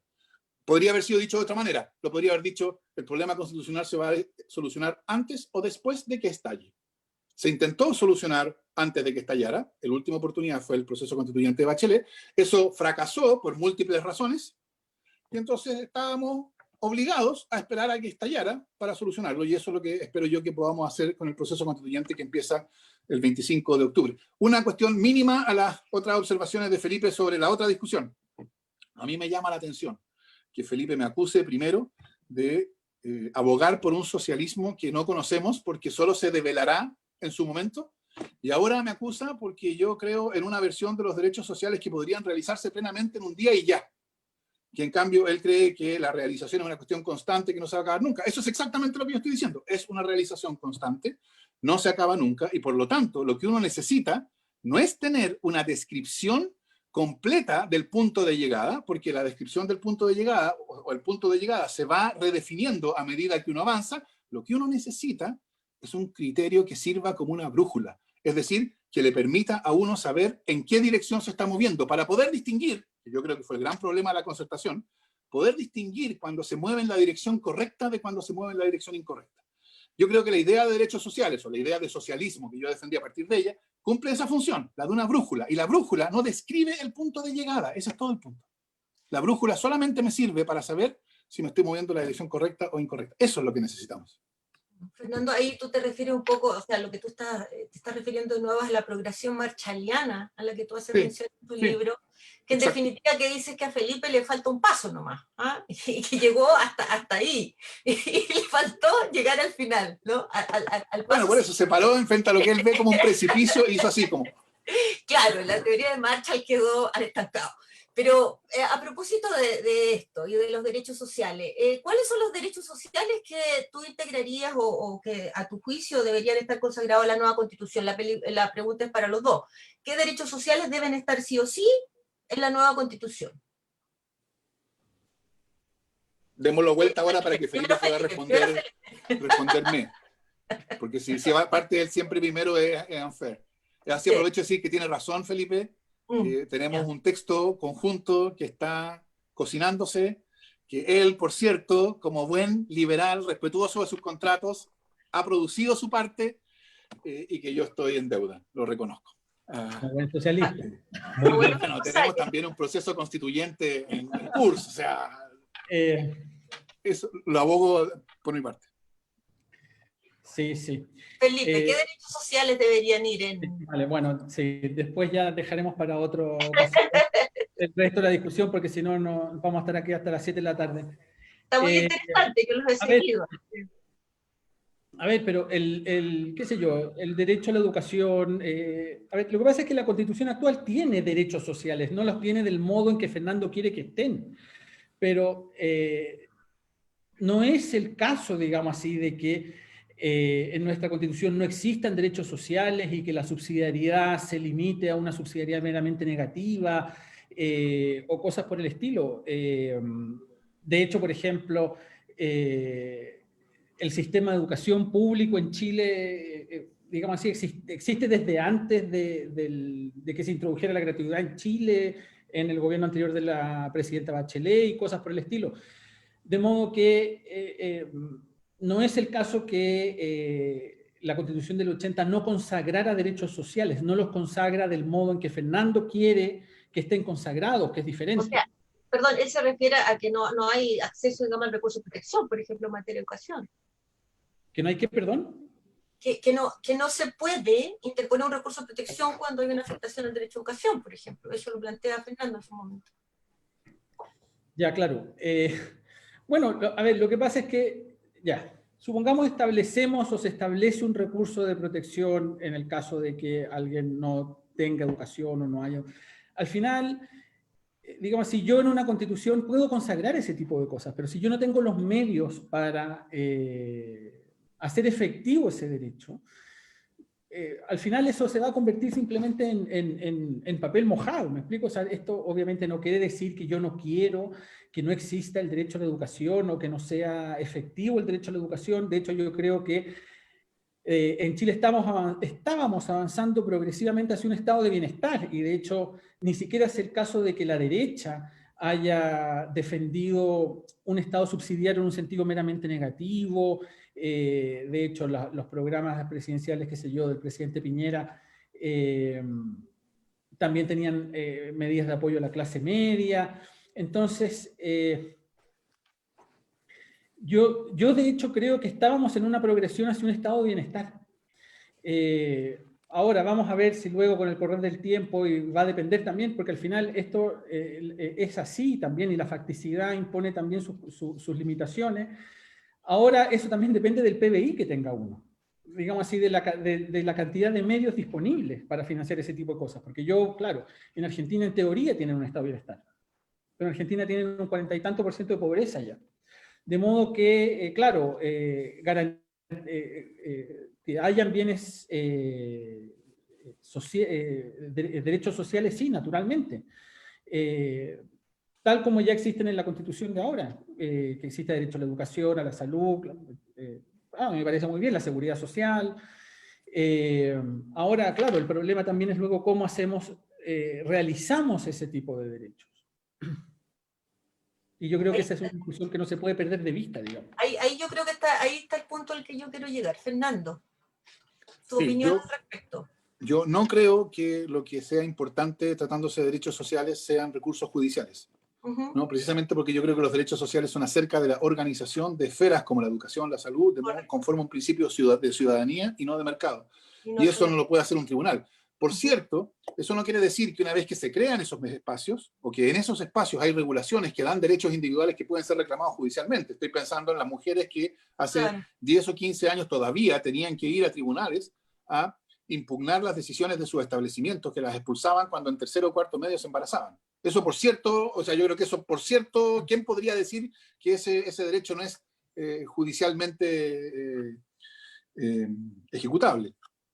Yo creo que los derechos sociales, o sea, cuando preguntamos cuáles son los derechos sociales, nos estamos preguntando cuáles son las condiciones materiales de la libertad. Y yo creo que las condiciones materiales de la libertad no son un concepto que sea dado por una teoría. Yo creo que es un concepto que es situado históricamente. Entonces, por ejemplo, hoy día nosotros pensamos que parte de las condiciones materiales de la libertad es la educación hasta la educación superior. Cuando se dictó la ley de educación primaria fue una cosa distinta, ¿no? Entonces yo creo que van cambiando, no hay un concepto de derechos sociales que valga de una vez por todas. Hoy día yo creo que, y precisamente porque se trata esta también es una frase de Marshall, que el punto de llegada está siempre un poco más allá, que es lo que yo le comentaba a Felipe antes. Entonces, hoy día yo creo, y este es un juicio situado, es una opinión situada mía sobre mi interpretación del mundo que me rodea, ¿no? En el mundo que me rodea, yo pondría entre esas condiciones materiales de la libertad, educación, salud, vivienda, que no está, seguridad social. Por razones que tienen que ver con el origen de la noción de derechos sociales, sindicatos, o sea, regulación laboral también está ahí, ¿no? Y por cierto, yo pondría también entre esas esferas de creación de espacios de igualdad mediante el uso de poder político, la participación de la mujer en espacios públicos y privados de poder. Ya. Vamos a llegar ahí. Justamente a propósito de eso, ¿qué oportunidades creen ustedes que tienen las demandas de las mujeres y de las minorías sexuales para realizarse en el modelo que cada uno propone? ¿Cómo crees tú que puede realizarse entonces la demanda de la mujer y las minorías sexuales en el modelo que propones tú, Fernando, y en el modelo que propones tú, Felipe?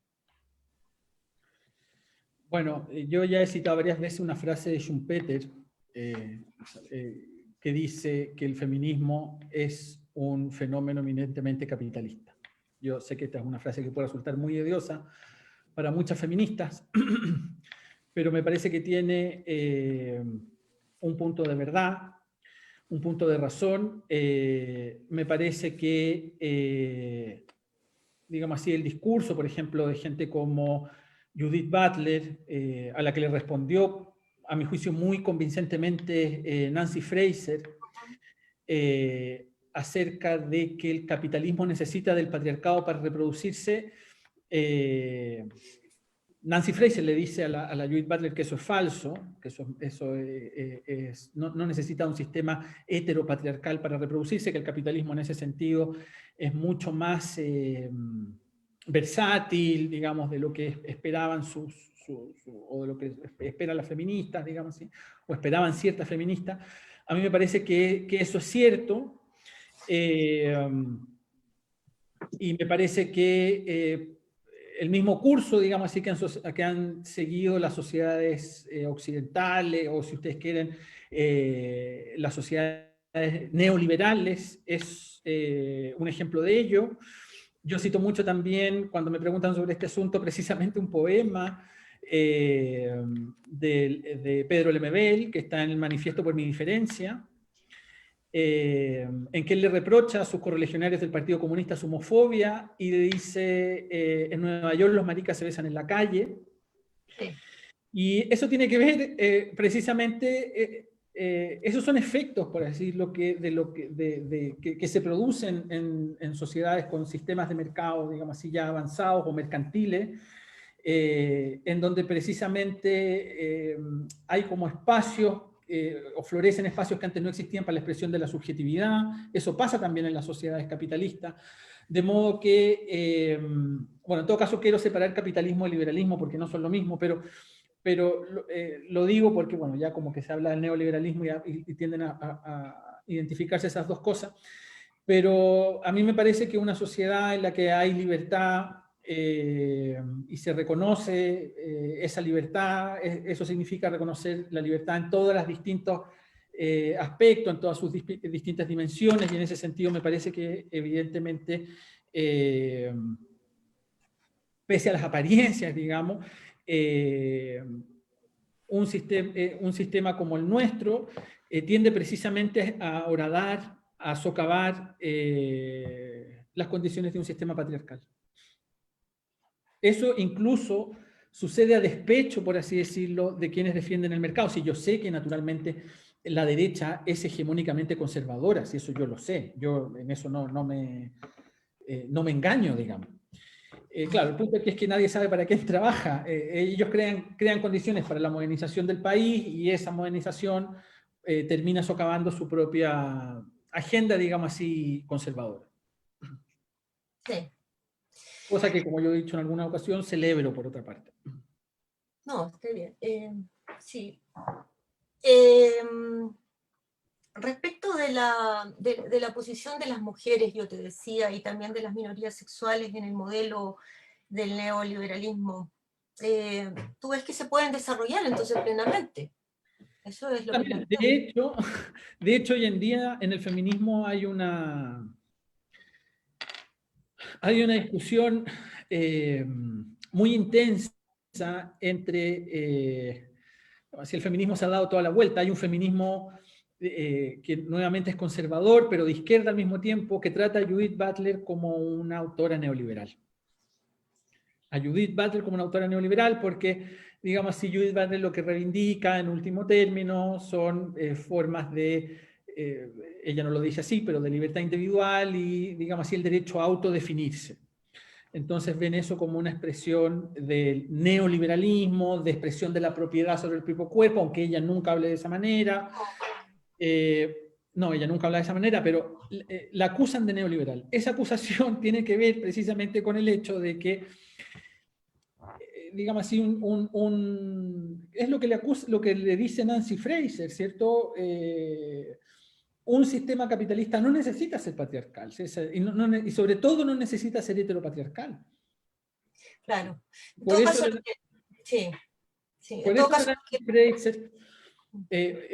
por eso, digamos así, ahora la Judith Butler se está convirtiendo en el objetivo, digamos así, de las feministas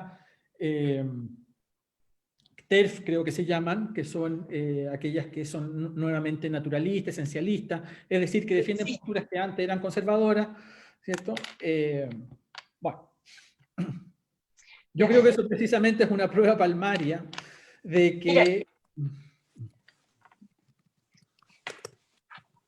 Bueno, simplemente eso. O sea, no, está bien. Yo a ver, yo creo que Judith Butler plantea en El deshacer el género, que el texto que más se ha conocido de ella, una postura, en mi impresión, que tiene que ver más bien con la teoría queer o con la idea de sacar la hegemonía o plantear la hegemonía de la heterosexualidad como Claro. hegemónica en el mundo, ¿no?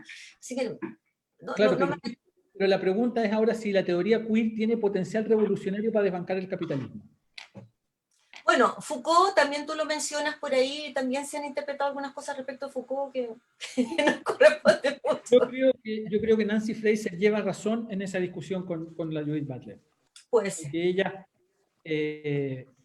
subestima las capacidades, digamos así, de las sociedades capitalistas para adaptarse a las demandas del género y su dependencia, por así decirlo, de esquemas patriarcales. Yo creo que en eso Nancy Fraser, que también es de izquierda, digamos, tiene razón. Okay. Bueno, gracias, Felipe. Fernando, ¿qué piensas tú respecto de esta misma pregunta? ¿Qué oportunidades tienen las demandas de las mujeres y las minorías sexuales para realizarse en el modelo que tú propones? Yo creo dos cosas. Una, creo que siempre, en todo momento, hay una demanda que se hace central en el sentido de que empuja o tira a otras, ¿no? Por eso yo creo que el éxito, la irrupción del movimiento feminista significó también un avance para las demandas de, por ejemplo, personas con integración de personas con discapacidad, minorías sexuales. ¿Por qué? Porque son demandas que en algún sentido se entroncan a la demanda principal y sin ánimo de instrumentalización, se aprovechan de ella, ¿no? O sea, la irrupción normalmente no solo beneficia a la misma demanda que irrumpe. Yo creo que hay alguna conexión entre la demanda por educación pública gratuita y de calidad y la cuestión de pensiones, por lo mismo. Eso es una cosa que yo diría. Ahora, yo no tengo ningún problema en admitir, o sea, no es admitir, es en la idea que por lo demás es una idea bastante común dentro del pensamiento socialista, de que el capitalismo es una fase anterior al socialismo, es decir, que el socialismo requiere un momento de acumulación capitalista o de capitalismo, ¿no? Esto lo decía Felipe a propósito de que el socialismo supone neoliberalismo. Bueno, si le ponemos en vez de neoliberalismo capitalismo, diría Felipe no está diciendo nada nuevo, está de nuevo, en realidad, demostrando su genuina filiación, aunque la niega. O sea, esta idea es una idea que ha estado siempre, ¿no? La de que el capitalismo supone una capacidad, un aumento en las capacidades de las fuerzas productivas, del desarrollo de las fuerzas productivas que, en fin, o sea, no hay nada, no debería sorprendernos. Y yo creo también qué pasa con estas demandas. Y aquí, por ejemplo, yo quiero ilustrarlo. O sea, yo creo que este es un modelo que genera demandas que él mismo no puede satisfacer. Y por eso también yo creo que hay una lógica en que haya hecho crisis. Y yo creo que ilustrarlo con una observación que ha hecho Carlos Peña alguna vez, pero que nunca le da nunca llega hasta la conclusión final, porque él dice las clases marginadas o los marginados fueron incluidos mediante el consumo, incluso en educación. Y entonces, una de las características actuales es que la cantidad, no tengo idea cuál es la cifra, pero es muy alta la cantidad de estudiantes que son primera generación en la universidad, ¿no? ¿Por qué? Porque ese es un éxito del modelo que ha sido capaz de expandir. Pero el problema es que, y esto lo dice él, esto es él hablando, no yo, el problema es que cuando quienes estaban excluidos son incluidos mediante el consumo, se dan cuenta de que la inclusión mediante el consumo no es inclusión. Es decir, que cuando ellos pueden llegar a tener un título de abogado, por el hecho de que ellos pueden llegar a tener un título de abogado, el título de abogado ya no significa lo mismo que significaba antes, ¿no? Digo, de abogado o un título profesional, etc. Yo creo que ese es un ejemplo. Está bien, sí, el sistema produce inclusión en ese sentido, mediante el consumo, pero esa es una inclusión que se devela falsa. Y por eso, el propio éxito del sistema es su erosión, su propio éxito, creo yo, erosiona sus condiciones de reproducción, y por eso yo creo que llevamos, o sea, eso explica una cuestión que a mí me sorprende que no esté en el punto 1 de análisis por todas las personas que dicen, miren lo exitoso que ha sido en términos de las cifras los últimos 30 años, y a pesar de todo este éxito, la deslegitimación del régimen que lo hizo posible es total.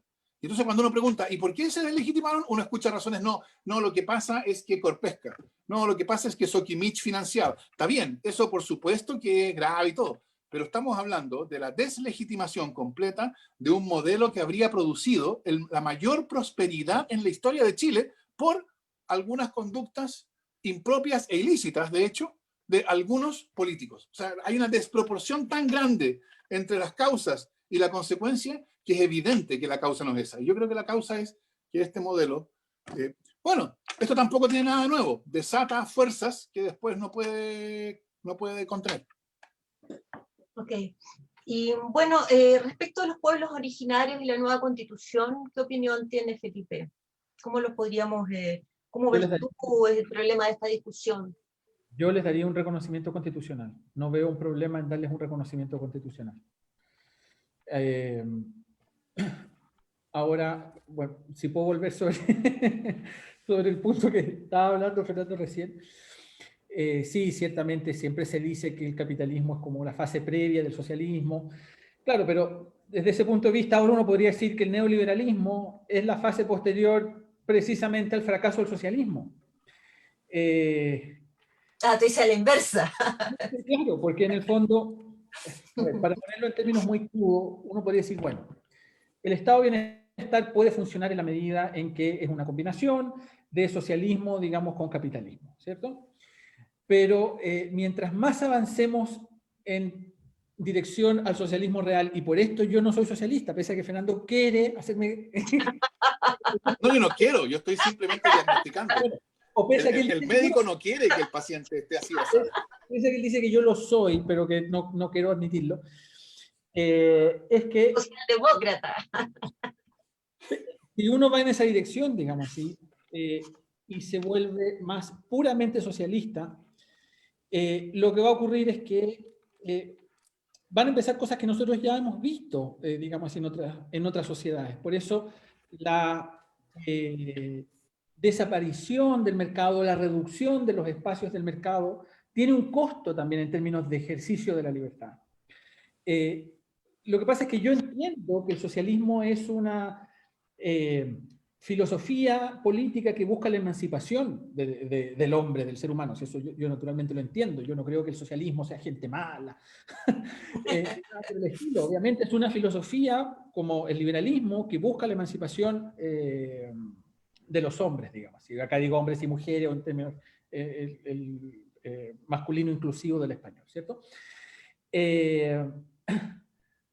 Pero, digamos así, yo creo que esa dirección no debe ser tomada, en último término, porque el socialismo, y por eso después existió el neoliberalismo, no da con los medios para llevar a cabo esa emancipación que ansía. Bueno, eso básicamente, pero con lo de los pueblos originarios sí, yo les daría un reconocimiento constitucional. A ver, en general,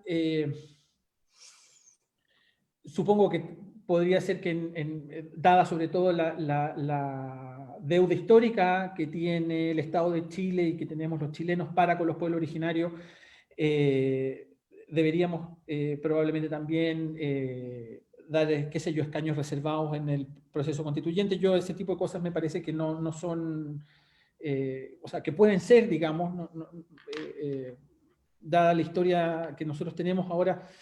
Claro, creo que idealmente lo que debiera sancionarse, digamos así, es la igualdad ante la ley y todo ese tipo de cosas. Pero claro, entiendo que por razones históricas y por deuda histórica debe hacerse algo de ese tipo. Más allá del reconocimiento, del puro reconocimiento en el texto, ¿cierto? Quizás eso también, digamos así, podría contribuir a solucionar un problema que por otro lado parece ser bastante insoluble. Ok. Fernando. A ver, sí, una respuesta rápida a la otra cuestión y después puedo ver. Esto es como una discusión de fondo que está como pasada. Tienen que terminar ese libro, Fernando y Felipe, tienen que terminar el libro. Estamos como Felipe y yo tratando de pasar de contrabando esta otra discusión, aunque las preguntas van para el otro lado. Así veo. Así que yo les pido disculpas. Yo no tengo problema en aceptar que el neoliberalismo es la consecuencia de la crisis del estado de bienestar, y en ese sentido es post-socialdemócrata. Y hay una manera muy clara de notar el problema. Y por eso yo creo que el socialismo tiene que hoy día ser pensado como un socialismo post-neoliberal. Es decir, tiene que dar cuenta de lo que el neoliberalismo solucionó a su vez. Y por eso yo diría el socialismo de Felipe, el socialismo que Felipe no quiere aceptar, es un socialismo que por falta de imaginación, porque él cree que define el socialismo cosas que son encarnaciones concretas y que hay que, ejemplo, cuando cuando se desarrolla la idea de derechos sociales universales, fundamentalmente a través de servicios públicos, o sea, a través de estatización, ¿no? Precisamente la exclusión del mercado ahí adoptaba la forma de un servicio público que ofrecía el mismo servicio en iguales condiciones a todos los ciudadanos. Al mismo tiempo, en la esfera del consumo, el problema que por ejemplo, la General Electric enfrentaba era que tenía que producir una lavadora para cada familia norteamericana, ¿no? Y cuando el problema que una compañía como la General Electric tiene es que necesita producir una lavadora para cada familia norteamericana, la solución es muy simple. Se diseña una lavadora fácil y barata y se aprieta print. O sea, se produce en masa la misma lavadora para todos. Y todas las familias van a estar felices de tener la misma lavadora, aunque sea la misma porque tienen lavadora. ¿Qué pasa? Entonces, ¿qué es lo que ocurrió? Esto, por supuesto, es una de las dimensiones de la crisis del estado de bienestar. No es la única, es una. Lo que ocurrió es que, ¿qué pasa cuando la General Electric se encuentra con que ya todas las familias norteamericanas tienen su lavadora? Entonces, ahora empieza a producirse diferenciación a través del consumo, cosa que hoy día se nota más que nada, creo yo, en los celulares. El celular que uno tiene no es solamente un aparato para llamar o para recibir mensajes. El celular que uno tiene es una forma de individuación. Y entonces se produce una contradicción entre la lógica igualitaria y homogénea que sigue caracterizando a los servicios públicos y la experiencia del consumo. Y entonces el ciudadano, el consumidor en realidad, encuentra en la esfera del consumo la libertad y posibilidades de individuación que no encuentra en la esfera de los servicios públicos. Eso yo creo que es un problema, por supuesto. Y yo creo que pensar hoy día, volver a derechos sociales universales que corresponden a un momento en que la experiencia del ciudadano o ciudadana en la esfera del consumo era totalmente distinta que la actual, es imposible. Y en ese sentido, yo creo que hoy día uno tiene que pensar los derechos sociales dando cuenta de esto. Por eso la manera en que yo lo he hecho, no es la única, por supuesto, es pensar que los derechos sociales no suponen, por eso es tan importante, mejor dicho, distinguir qué es lo que implican los derechos sociales y qué es lo que no implican. Los derechos sociales implican descomodificación, sacar al mercado. No implican provisión estatal a través de un servicio público homogéneo. Entonces, por ejemplo, hay espacio para un régimen de lo público que es compatible con diferenciación en la medida en que esa diferenciación no afecte aquello a lo cual los ciudadanos tienen derecho. Ese espacio de igualdad asegurado. Pero entonces, que el socialismo que hay que pensar hoy día tiene que ser un socialismo post-neoliberal y no la pretensión de volver a una forma pre-neoliberal, a mí me resulta evidente. Y por supuesto, también es un socialismo que tiene que darse por enterado de que la abolición del mercado produjo pérdida de libertad y entonces que en alguna dimensión debidamente sopesada, el punto hayekiano de que la libertad económica y la libertad política están vinculadas, tiene que ser tomado en cuenta también. Nada de eso debe ser negado. ¿Por qué habríamos de negado? No es que uno sea obtuso, ¿no? Eso es verdad, hemos tenido experiencias de eso, pero eso no quiere decir que uno tenga que entregar, o sea, que uno tenga que abandonarlo todo, ¿no? Y abandonar precisamente lo que es importante junto con lo que no es lo principal. Respecto de los pueblos originarios, yo diría una cuestión muy simple. Creo yo que esa es una de las deudas más increíbles que tiene la política de los últimos 30 años. Es decir, por 30 años, está bien, en algún sentido podríamos decir por 200, pero la discusión ahora es de la política de los últimos 30 años. Por 30 años ha habido una demanda de reconocimiento de los pueblos originarios, especial, aunque no únicamente el pueblo mapuche, y han sido 30 años de indiferencia indolente en cuanto al contenido político de esa demanda. No en cuanto al contenido social o en cuanto a la represión, pero en cuanto al contenido político de esa demanda, lo que ha habido ha sido indiferencia indolente. Y eso, por supuesto, no ha sido gratis. ha llevado a la creciente agudización del conflicto. Y entonces no es raro, y fíjense ustedes lo que ocurre, cada cierto tiempo hay huelgas de hambre, y nosotros nos enteramos, pues las huelgas de hambre se hacen tema cuando llevan ya 100 días. No, o sea, tienen que pasar 100 días, tiene que estar al borde de producirse la muerte de un huelguista de hambre para que la huelga de hambre sea tema. Y entonces en algún momento, perfectamente eso podría pasar y eso podría significar un agravamiento irremontable, irreversible del conflicto. Yo creo que eso es una irresponsabilidad política máxima. Yo dificulto que la nueva Constitución no vaya a significar un avance considerable. En eso yo esperaría que la nueva Constitución reconociera el carácter plurinacional del Estado chileno, primero, y segundo, le asegurara a los pueblos originarios lo que por ahora, y pendiente más discusiones por supuesto, yo llamaría su autonomía adecuada. ¿Por qué? Porque yo creo que tiene sentido pensar que no todos los pueblos originarios están en las mismas condiciones o requieren el mismo régimen en cuanto a su autonomía, y que entonces la Constitución, en vez de zanjar la cuestión uniformemente para todos, lo que debe hacer es crear espacio político para que se pueda hacer lo que no se ha hecho en 30 años, que es tomar esa demanda de reconocimiento y darle el tratamiento que sea más adecuado a cada uno de los 9 hasta ahora pueblos originarios reconocidos legalmente. Gracias. Y para ir terminando las preguntas de acá, porque hay algunas preguntas del público, nos hemos extendido bastante. Respecto del Banco Central, que se ha dicho que el Banco Central debe estar sujeto a control democrático. ¿Qué le parece esta opinión a Felipe? ¿Qué le parece a Fernando Atria? Felipe. Bueno, entiendo que control democrático significa básicamente garantizar la autonomía del Banco Central. Eso es lo que a mí me hace sentido cuando se habla de control democrático del Banco Central, porque, a ver, la política monetaria es particularmente sensible de cara también a la realización, por así decirlo, de la justicia y de la situación, sobre todo, de los más pobres, digamos así, en una sociedad. La inflación, a quienes más perjudica siempre, es a los más pobres. De modo que a mí me parece que tener un Banco Central autónomo, que por lo tanto no permita que los políticos recurran a la demagogia de imprimir dinero de modo inorgánico, me parece que tener un Banco Central que impida eso me parece que es esencial, naturalmente para evitar las crisis monetarias, para evitar la inflación, ¿cierto? Y sobre todo, por lo tanto, para evitar el empeoramiento de aquellas personas que son las primeras víctimas de la inflación, las peores víctimas, las que sufren de peor modo la inflación, que precisamente son los más pobres. No olvidemos también, como se dice, que la inflación, además, es un modo de robar, como se dice, ¿cierto? Algunas veces es un impuesto no legislado a la ciudadanía, porque lo que hace la inflación, en último término, es restarle valor al patrimonio de esa ciudadanía. De modo que a mí me parece una garantía muy importante de preservar la autonomía del Banco Central.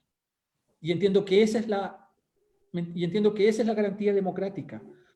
En eso consiste la democratización, por así decirlo, del Banco Central. Evitar que a través de la inflación los políticos se entreguen a políticas irresponsables, ¿cierto? O a través de la inflación se agencien recursos, digamos así, que no han legislado a través, por ejemplo, de impuestos.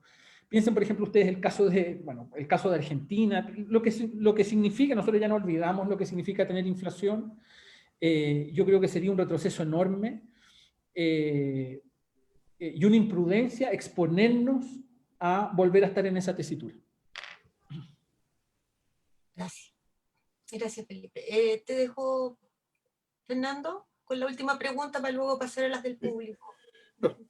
No, yo creo que, o sea, yo pensaría que uno está diciendo una obviedad cuando dice que el principio democrático exige que todo el que detenta potestades públicas sea responsable de su adecuado ejercicio. Yo pensaría que eso es una trivialidad.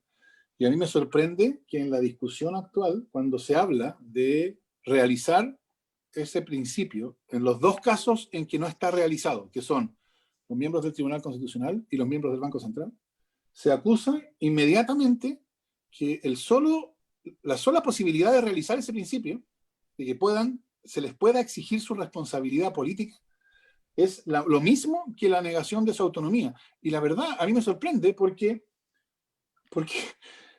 tenemos el ejemplo tan claro de que no es así.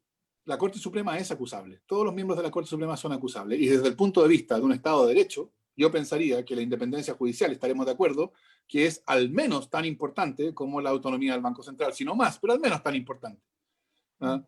Y yo no he escuchado a nadie que diga que el hecho de que los ministros de la Corte Suprema puedan ser acusados, lo que implica es que la Corte Suprema recibe órdenes del Ministerio del Interior o de la mayoría parlamentaria. No, no es así. Por supuesto, está bien, lo hemos visto hasta recientemente, que se puedan acusar jueces, crea espacio para acusaciones que a mi juicio por lo menos, son impropias, ¿no? Yo creo que las dos últimas acusaciones en contra de jueces, particularmente la última con la jueza Silvana Donoso, a propósito de las libertades condicionales, etcétera, yo creo que fue un error.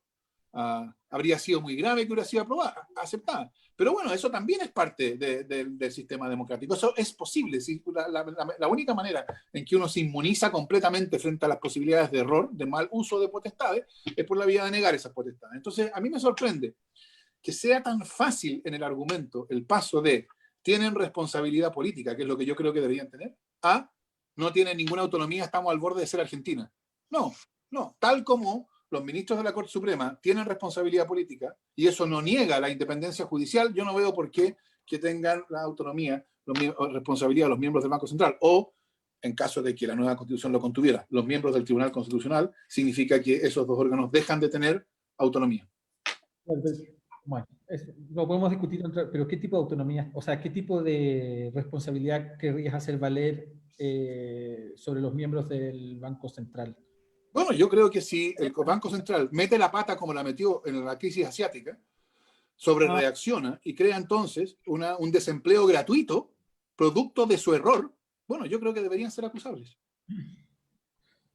Bueno, a mí a mí en realidad lo que me preocupa es otra cosa, no es a lo que está indicando Fernando. A mí lo que me preocupa es lo que sucede básicamente en Argentina, es que se use el Banco Central para financiar, sin tener en realidad los medios para hacerlo, programas sociales de modo irresponsable y todo ese tipo de cosas. A lo que se refiere Fernando, bueno, tendría que pensarlo, digamos, no me parece... Yo no he escuchado a nadie que diga que el Banco Central debería ser volver a ser una repartición del Ministerio de Hacienda. Yo tampoco. Porque ese es el problema, ¿no? O sea, sería eso, que estuviera bajo la dependencia jerárquica del Ministerio de Hacienda y le pudiera dar instrucciones.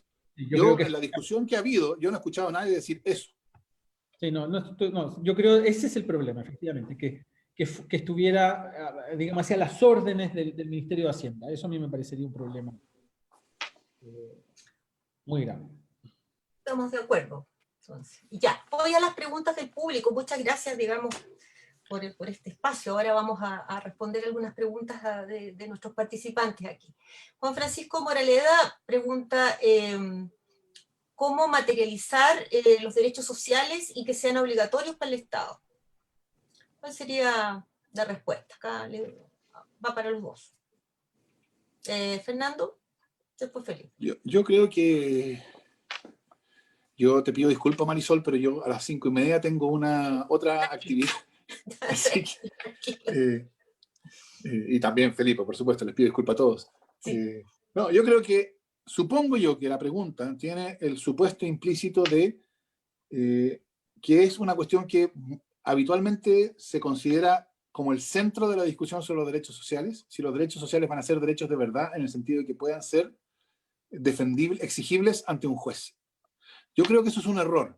En mi opinión, los derechos sociales no son principalmente derechos que puedan ser realizados a través de acciones judiciales, por la razón que ya estaba explicando, porque yo creo que los derechos sociales son acerca de la forma en que debe organizarse la educación, la salud, etc. Y uno no puede ir donde un juez y decirle, señor juez, declare que la educación ya no es una mercancía. O sea, ¿qué va a hacer un juez con eso? Entonces, la realización de los derechos sociales, yo creo que es una cuestión de decisión política, de acción política. Y por eso yo creo que lo que la nueva Constitución debe contener es, sobre todo, una habilitación a la política para que pueda hacer lo que no se puede hacer hoy día. Hoy día no se puede hacer eso, ¿no? O sea, como ya mencionaba, la sola idea de que las universidades estatales y las universidades privadas pudieran tener regímenes diferenciados de financiamiento para los efectos de acceso a la gratuidad fue considerada inconstitucional. Esa imposición constitucional de un modelo neoliberal que niega los derechos sociales como espacios descomodificados, o sea, sin mercado, tiene que ser eliminada y la política tiene que estar en condiciones de discutir cómo se realizan de mejor manera los derechos sociales. Yo creo que esa es lo central para su realización. Ahora, una vez que uno tiene en marcha, o sea, por ejemplo, se dicta la ley de inclusión, se prohíbe la selección y eso supone que que los establecimientos tienen la obligación de aceptar a todos los postulantes en caso de poder y si no tienen que recurrir a un sistema aleatorio. Bueno, en ese contexto, por supuesto, todo postulante tiene ciertos derechos que se lo da el sistema. Tiene el derecho a poder postular, tiene el derecho a ser admitido si hay cupos disponibles, etc. Y si ese derecho es negado, si un establecimiento teniendo cupos disponibles se niega a admitir un estudiante, entonces, por cierto, ese estudiante o su familia tiene la posibilidad de recurrir a un tribunal para que sea respetado. Pero el núcleo fundamental del derecho a la educación tiene que ver con cómo se organiza la educación, más que qué demandas individuales puede presentar una persona ante un tribunal. Perfecto. Te voy a dejar la última pregunta, Fernando, en hora del tiempo, y las otras se las voy a formular a Felipe, que vienen para él, para que puedas retirarte también. Dice, ¿quién establecería, Ignacio Garcitúa pregunta, ¿quién establecería el límite al poder político en este nuevo capitalismo en el modelo de Fernando Atria? Límite al poder político. Bueno, parte de lo que una constitución hace es limitar el poder político, por supuesto.